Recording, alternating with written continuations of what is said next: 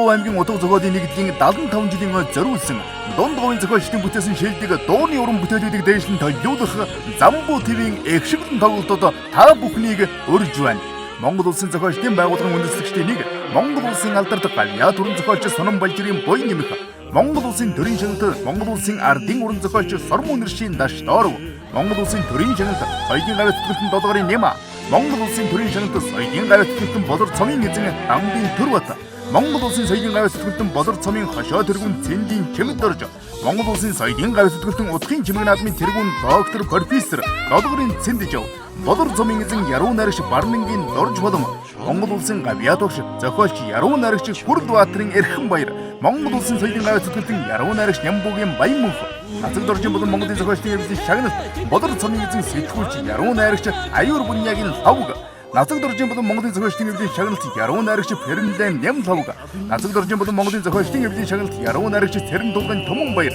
Монголын зохиолчдын эвлэлийн шагналт зохиолч Яруу найрагч Заяатын Ядма Монголын зохиолчдын эвлэлийн шагналт Яруу найрагч Ойдвын Гончигсүрэн Монголын зохиолчдын эвлэлийн шагналт Яруу найрагч Эрдэнэбаярын Ган Тулга